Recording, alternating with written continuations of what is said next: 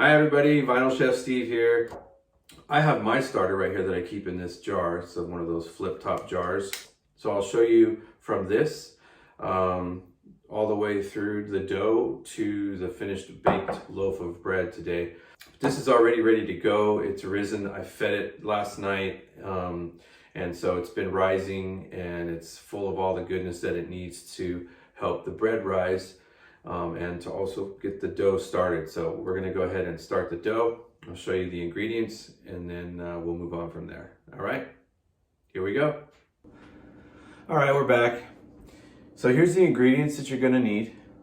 You got, of course, your starter that you're going to use 1/4 cup of. I'll show you how to retrieve that from your starter container. You'll need 4 cups of bread flour, good quality bread flour. I mean, you can use all-purpose flour if you want, but bread flour seems to yield the best results. So look for actual bread flour. And then we've got 2 cups minus 2 tablespoons of water. So you just fill it up with 2 cups of water and then take 2 tablespoons out. And then you've got a teaspoon and a half of salt. And then you've got your plastic mixing bowl or a glass mixing bowl that you're not afraid to scratch up on the interior. When I do mix this, it comes in handy to use one of these bread dough mixers when you're mixing the dough together. You're not doing initially any kneading with your hands.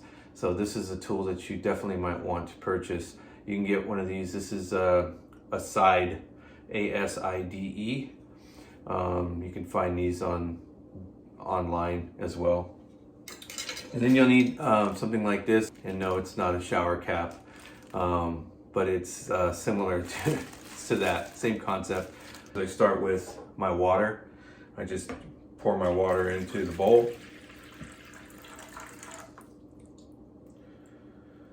And I like to put my salt in after the water and like stir it around a little bit just to try to maybe evenly distribute it a little bit more, break it down just a tad. So next we're going to put in our starter. That's probably good enough there. And pull out some of this starter. And it can be kind of,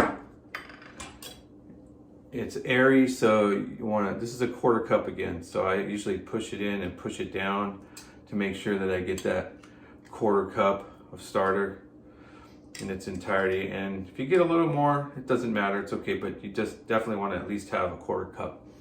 And then you go ahead and I take this knife and plop it in. This helps to get it out of there because it's kind of sticky. So there it is there. And then you're just gonna mix it a little bit, break it up.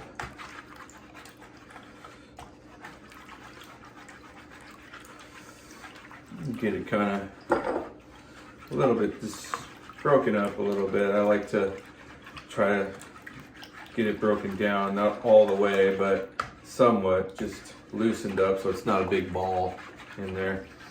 And then here you go, start with your flour.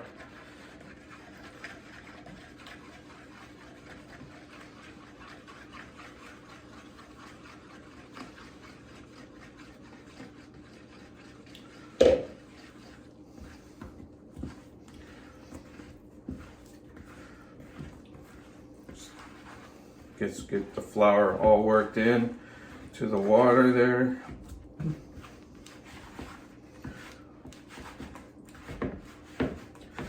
Be surprised at how this just comes around. It's really, really unusual how this comes together. It never really looks like it's coming out right. You know, it looks like a big mess and a blob. You don't even know if you're doing it correctly until science starts to take over and you got your dough. But yeah, this takes a little bit of work here. You just get it worked in there. You gotta get your hands in there too, to work it. So I just do this to try to pick up the remainder of the flour. So once you get it all mixed together like that, you got your ball of dough, like this, and then find yourself a nice bowl about the same size, and you're going to just put your dough in here, just like that. And we're going to let it sit for about 10 to 15 minutes. We're going to cover it like so with our shower cap, whatever you want to call it. And then we're going to set the timer for about 15 minutes. Come back and we're going to do something called stretch and folds. So we'll be with you in a minute. Okay, we're back, and the dough's been resting for about 15 minutes. So we're going to take off the lid. See, it still kind of looks the same, but it's come together a little bit. Now we're going to stretch and fold it, and recommending that you have a bowl of water next to you so you can kind of wet your hand a little bit. That'll keep. So you're just going to go underneath, you pull it over, push it down, pull it over, push it down. We're going to do this about 18 times. That's 4, 5, 6, 7.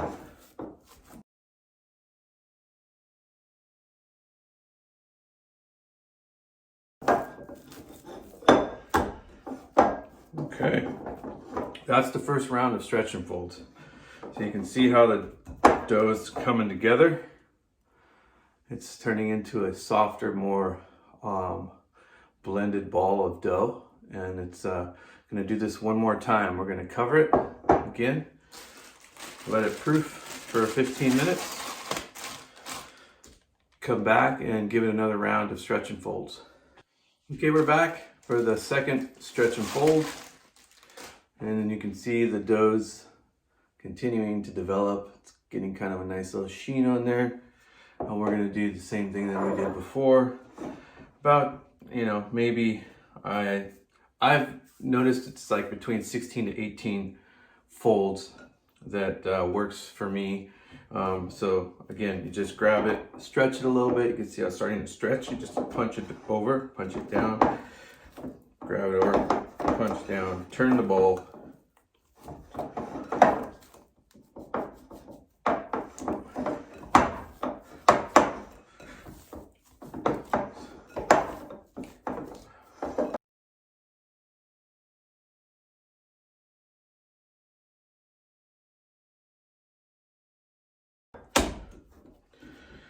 All right, there we go. Again, the stretch and fold method for no knead sourdough bread. And we'll go ahead and cover it up again. And now it's gonna rest for about 10 to 12 hours while it rises. It should pretty much double in size, so just keep an eye on it. And store it, right now it's really cold in the house, so it might take the full 12 hours. Most of the time it takes between 9 to 10 hours in the summertime, and it rises pretty fast. It gets almost to the top of here or close to it, and then it's ready for the final phase, which are just a couple of crease folds. And then we'll put it in the Banneton, proof it one last time, and then we'll throw it in the oven. It's a process, but it's more than worth it. So we'll see you in about 12 hours. Not really, but video time, we'll see you in about 2 seconds with the next step.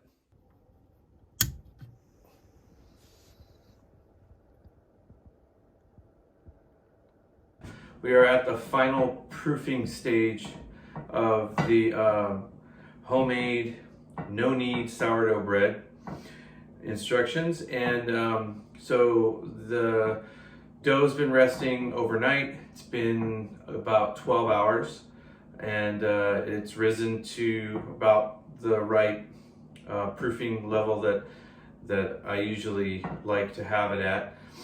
It's not overproofed. I don't believe it's underproofed. So we'll show you how to do the final proof and get it into the Banneton bread basket for the final proof here in just a minute.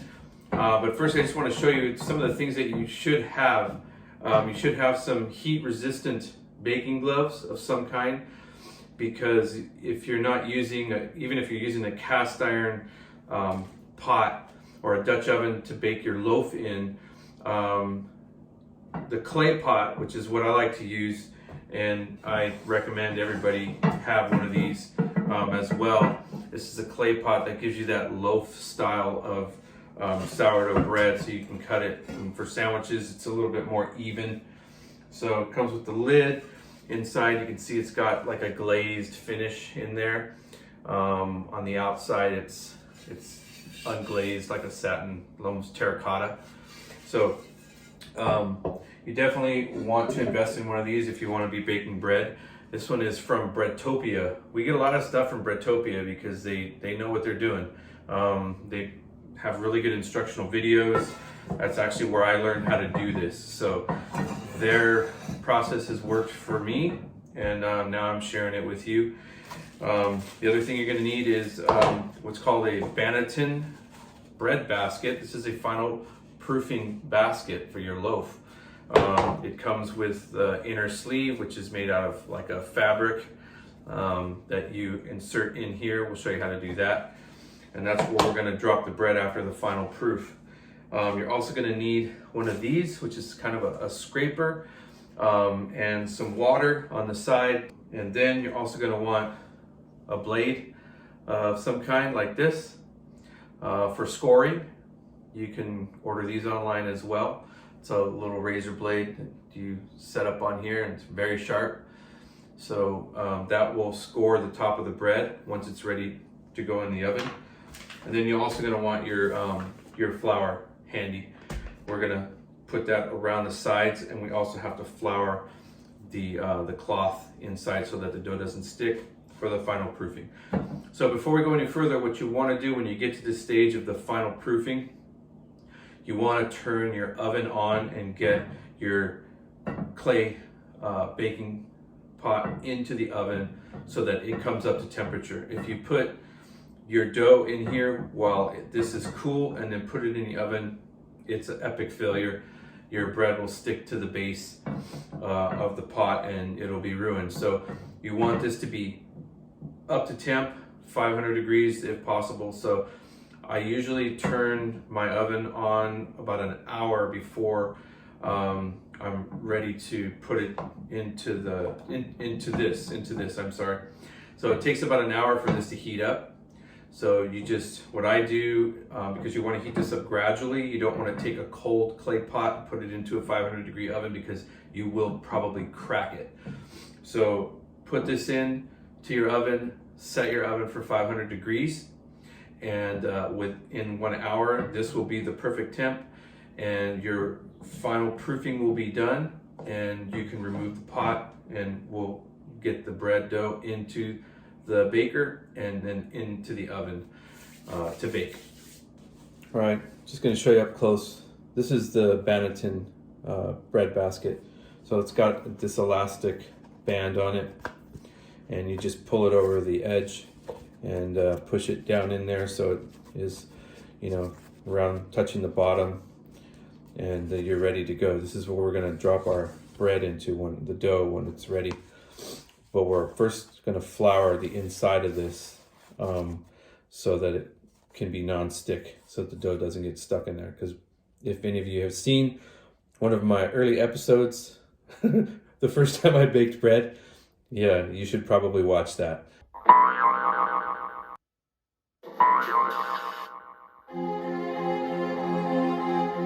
Because that's a perfect example of what happens when things go wrong and you either don't put enough flour, or your dough is too wet, or you let it sit in here and proof for too long.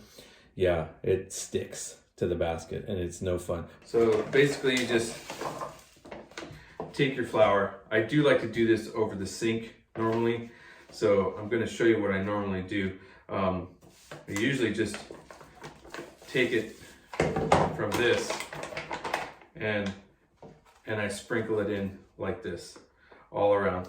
Oh, the other thing, a nice little trick is to have a little spray bottle of water, mister, and you just take this real lightly and give it a light spritz.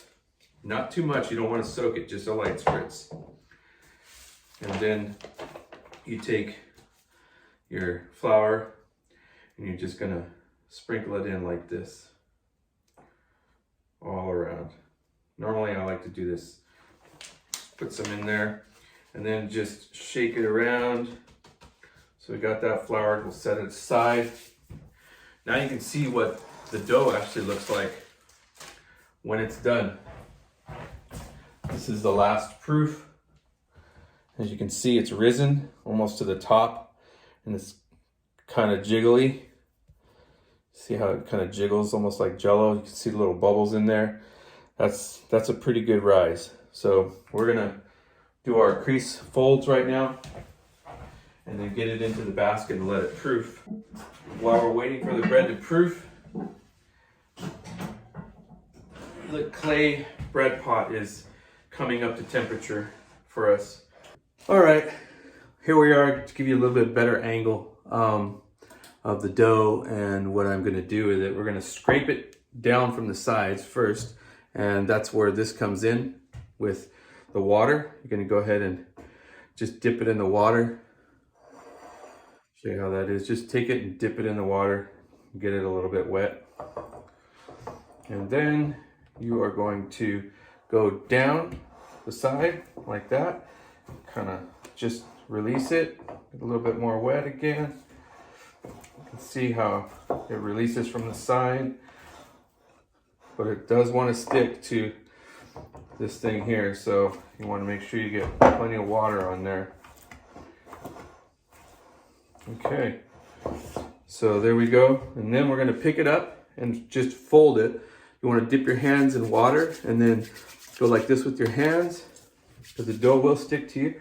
You're going to pick it up and just drop it like that. Turn the bowl, pick it up and drop it again. And then you can turn it over like that, pinch it together,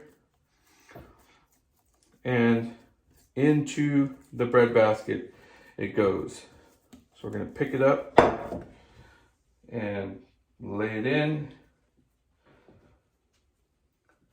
pinch the top a little bit here, pinch it closed. Okay, and then this is when you're going to sprinkle some additional flour on the sides, just around the top into the crack here. This is just to help keep it from sticking when it comes out. And any of this extra flour that's on the bread, when you pull it out of the basket or out of the clay pot, you can just brush off with a nice brush. The flour cooks and dries on there, but it also brushes off really easily. All right, so we got that there. And then it gets covered again with another plastic thingy here. Gonna lift this up and get it off of the bread. All right, so here it is, final proof. That's what it looks like for the final proofing. We're gonna set this down, set the timer for 60 minutes, come back and put it in the baker and get it in the oven. The final proofing is done. We're gonna put on our protective heat resistant baking gloves, and here's the bread done proofing. We're gonna take off our little cap there, and we're gonna grab our heating up, very hot, 500 degree preheated baking pot, and you're going to grab it by the ends and you're going to drop it in close as you can. There you go. And then we're just going to give it a nice little score across the side, just about like this. That will open it up. You can give it a couple scores right here if you like.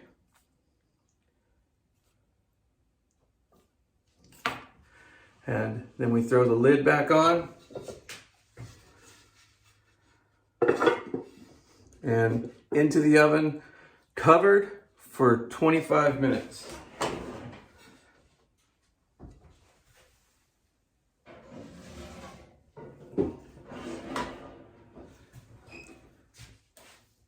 At the 25-minute mark, we'll take off the lid to allow for some browning of the crust. And then we'll bake it for about another 20 minutes. That's what it takes here in my oven. It takes about, I give it a good 40 to 45 minutes and it's done. In some places, it depends on your oven. Some people swear by it being done in 37 to 40 minutes, but in our oven, it takes about 45. So I'll show you what it looks like when we take off the lid. All right, we took off the lid and we're gonna just pop it back in for the remainder. Here we go. Here we go, we're gonna take it out. And there she is. Looks pretty nice. Nice score, nice even browning. I'm gonna take it out of here.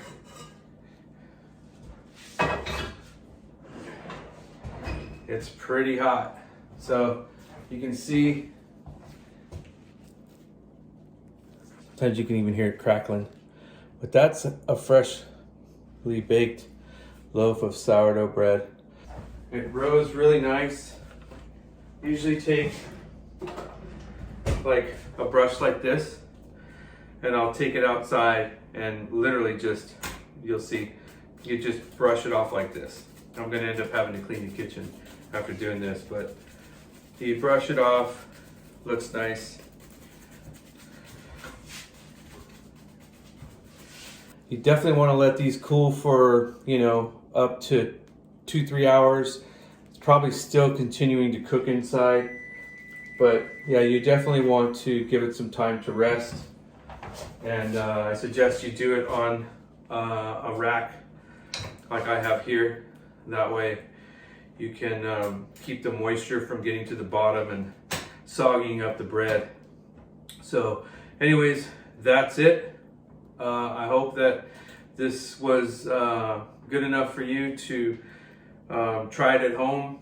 And if you have any questions, please feel free to send me a message and I will be more than happy to respond. I hope this was helpful. If you did like the video, please hit the like button and subscribe. Real quick, I just wanted to show you the finished product. It's done cooling. I am going to now cut it so you can see what the inside looks like, and we're just going to cut into it now. It's fully cooled and we'll see what it looks like on the inside.